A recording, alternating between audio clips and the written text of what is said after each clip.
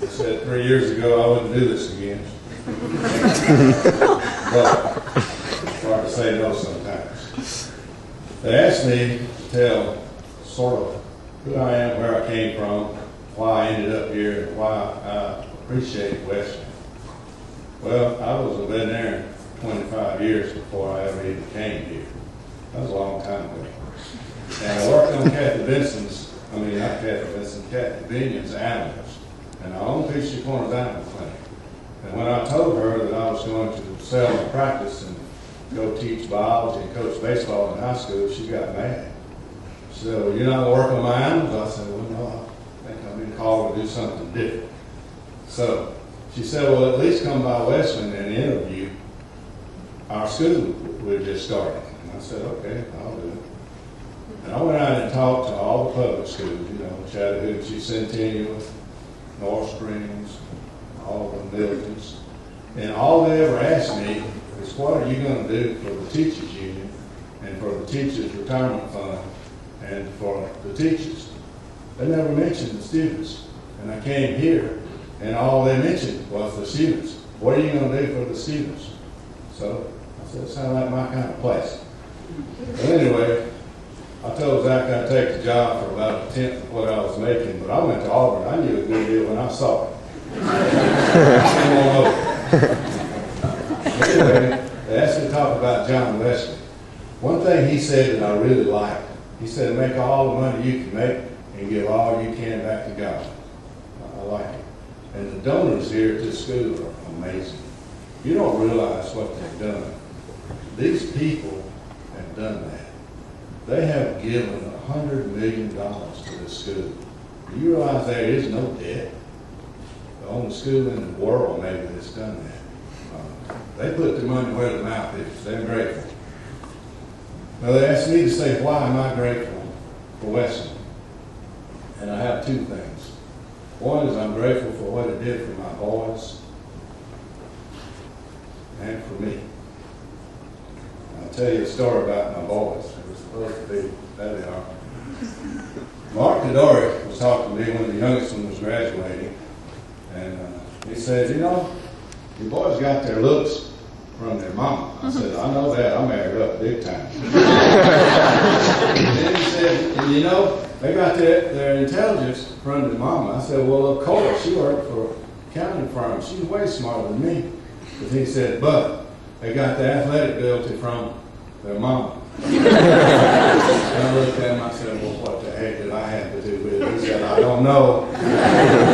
But the truth about my boys is they are tough, average, yes, and can be bad boys. They're everyday boys. They hunt bears in the dark in the rain. These are not what I would call academic boys. It's a little bit different. They're not even smart enough to talk to Ethan and babesiosis, as I call them, or mechanics, but they're smart enough. But the three of them took one AP course and two honors courses amongst the three of them. And one honors. Little Quinn, where are you? That's why I'm keeping you. Can you imagine having to raise that bunch in 10 years at Wesleyan and 23 years of college? Oh, Lord, it's been rough. And their mother's sitting back there, and how she did it, I don't know. But Wesleyan did something for my boys. It taught them discipline, focus, pride in doing their best, and always trying to do their best, respect for the people that run this place, the adults. Taught them how to be organized, manage your time, be efficient, never quit, never give up. It taught them sacrifice. They played football and baseball. Will Jackson will teach you sacrifice. They turned into team players. They learned to work for somebody else, to do something painful for somebody else. And this school teaches you to serve others. And that's really why we're here, is to learn to love something more than you do yourself. And it's done it. And it also taught them honor. Mark Medora, I don't know if you're here, I'm kind of blind up here. It didn't all happen at once, these things that they taught my boys. It took a while. And yeah, they had a few mandatory vacation days from school.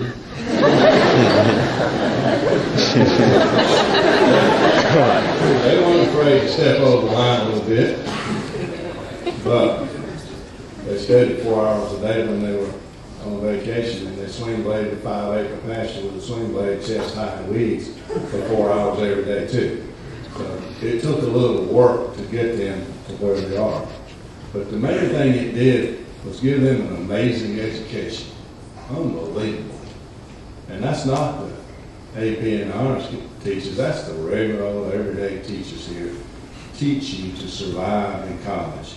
It gave them an education that helped them compete in college and hold up. You know, compete they did. It may sound like I'm bragging a little, but I'm not. I'm just grateful. The big one in the middle is a lawyer.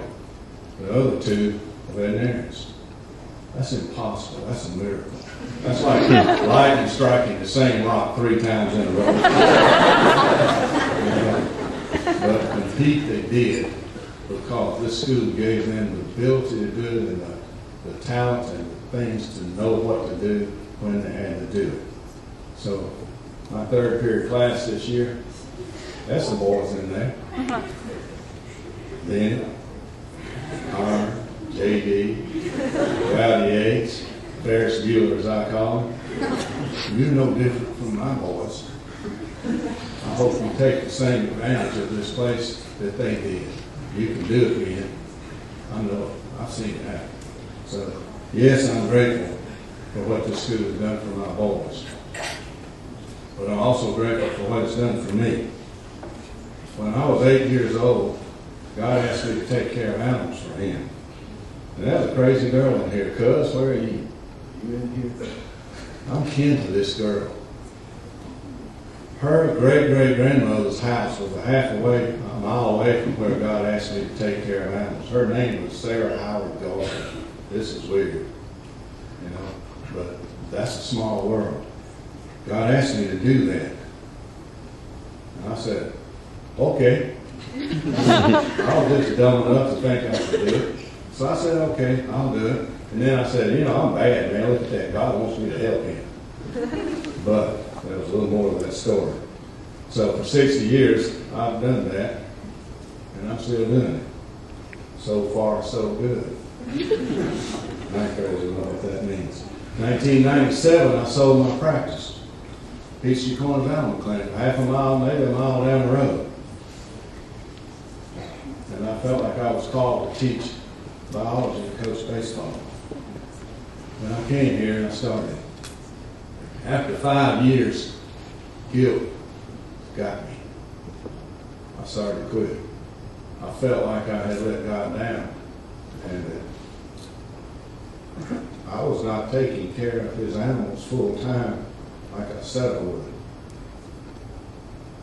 Even though I had the vet club and had about 10 kids go to vet school and stuff, I still felt like maybe I needed to go back. And I was in backyard one night, and I was praying, and God came and told me something. He said, his exact words, this is clear as day, not in Laurel, Alabama. He said, they didn't need you, you needed them, the animals. And I said, well, kind of popped my bubble. I thought I was doing something big for God. No, they were helping me. So he said, stay put. You're doing what I asked you to do again. Taking care of ninth graders is really no different from animals. So I said, okay, I'm bad again. Look at me. I'm going to do something God asked me to do. Oh yeah, I'm not too smart sometimes. A little slow, kind of like the animal thing. So I did, and I stayed. And that was like 10 years ago. Well, it's a little embarrassing to me that people here think I do a fair amount for you kids. It's embarrassing. I try to hide and not be seen any more than I have to be. You know, I've been known to do a little bit for you, and people think I do, but that is so wrong. It's just so wrong. You kids have done 1,000 times more.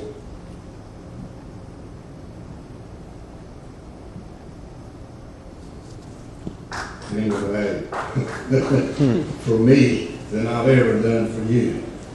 1,000 times more. What a blessing it has been to be with such glorious kids as you have been. You've made my being able to make a living and come here every day not a job. It's not work to come here. You've made it part of my heaven that I won't have to get later. What a blessing. What a blessing you've been. And the other day I had this 3-hour massive surgery. They had to give me my 100,000-mile rebuilding, you know. They didn't use new parts. They used rebuilt parts. But that's all right. They kept saying, can we put you on the Moms in Prayer or whatever the prayer list? I said, please don't. There were so many kids praying for me until I know God looked around and said, who is that fella? What you've done for me is nothing short of a miracle. I'm so glad that I'm here, and I was not supposed to come back for 2 weeks, and my girlfriend somewhere back there is still mad at me. The doctor said, you'll be able to come back to work in 2 weeks, and he said maybe a week with a miracle. Well, I only heard the week. I came back after a week, and she's still mad, but I missed you too bad. I could not come back. And then, during the surgery, I realized the same thing had happened to me with the animal business. You know, God asked me to take care of ninth graders. And I thought I was bad. But the truth is, you didn't need me.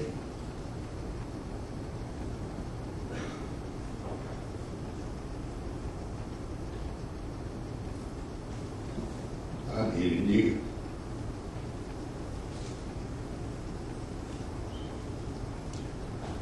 So, yes, I'm grateful.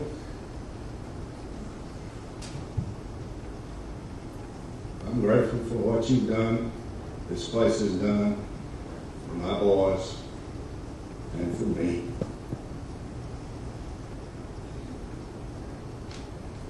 And I will never forget you and this place. So you be grateful for this place too. I love you. Thanks.